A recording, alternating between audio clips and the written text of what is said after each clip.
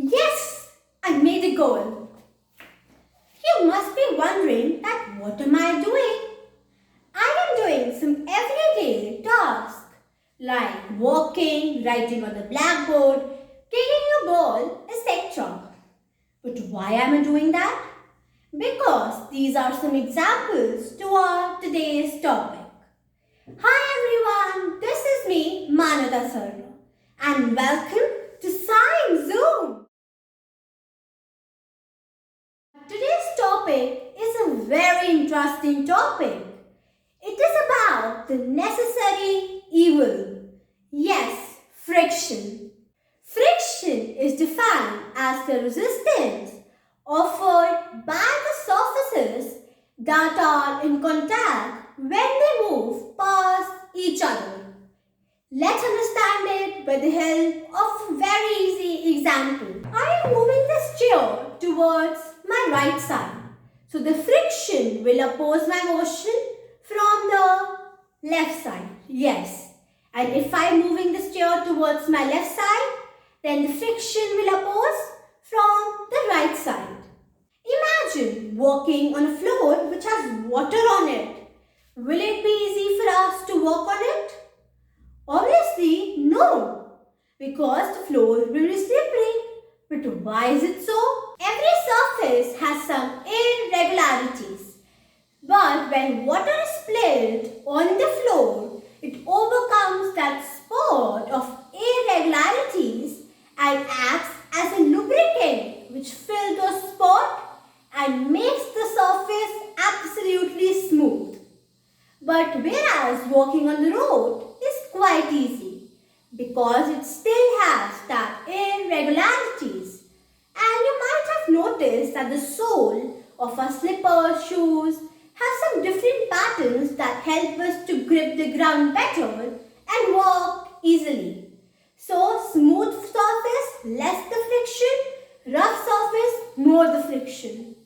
As friction provides traction that is needed to walk without slipping. But in these cases, we are overcoming friction by applying a lubricant. Similarly, while playing carrom board with our friends, we sprinkle some powder so that we can overcome the irregularities and the striker can easily slip on the board.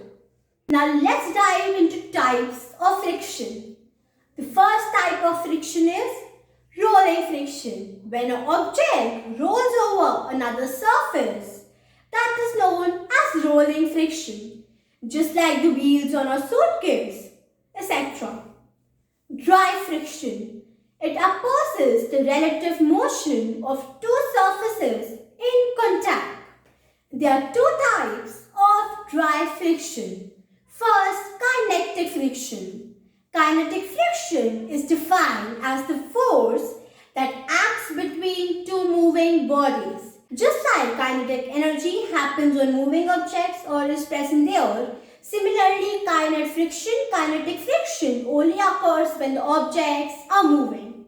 A moving body on the surface experiences a force opposite to the direction of its motion. The magnitude of the force will depend on the coefficient of the kinetic friction between the two surfaces. The example we saw that when the chair is moving, it's actually overcoming its kinetic friction. Kinetic friction is also known as sliding friction. Second is the static friction. This friction resists the force that is applied to the object, and the object remains stationary or remains at rest until the force of static friction is overcome. Let's understand it with the help of another example. I am moving this chair, but for a small child, it will be difficult.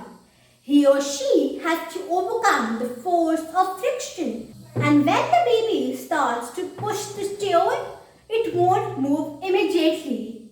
Imagine the force applied by the baby is 10 Newton, but the frictional force is 20 Newton.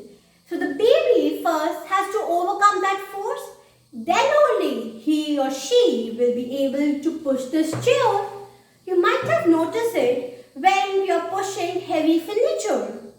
Fluid friction or drag. First, let's understand what are fluids. Fluids isn't only liquid, but gases and liquid combined are known as fluids. Fluid friction is described as the friction between layers of viscous fluid that are moving relative to each other. Imagine a bird flying. Will it have to overcome drag or fluid friction?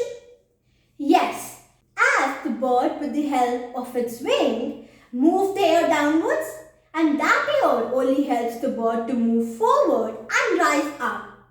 Another example can be of a swimmer. When the swimmer is swimming, he or she has to overcome the force, and then only they are able to move forward. Now let's look at some advantages of friction. First, friction helps us to walk. It helps us to support the ladder against the wall when we have to climb up. Third, it becomes possible to transfer one form of energy to another only because of friction. Fourth, objects can be piled upon each other without slipping due to friction. The brakes of vehicle work due to friction. Imagine us not having any friction. That means the brake of our cars won't work. It will keep going on till it runs out of fuel. That will happen because there is no irregularities that the tire has to overcome, and that also helps the tire to stop, thus making the car stop. Now let's look at some disadvantages of friction. It always resists the motion, so extra energy is there or required to overcome it. Second, it causes wear and tear of machine.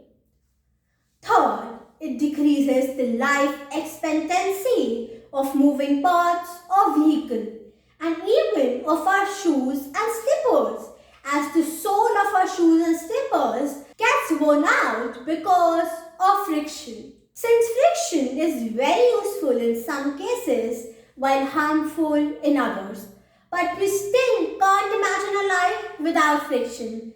Thus, it's called a necessary evil. Please hit like and the subscribe button and share this video with your friends and family so they can also learn.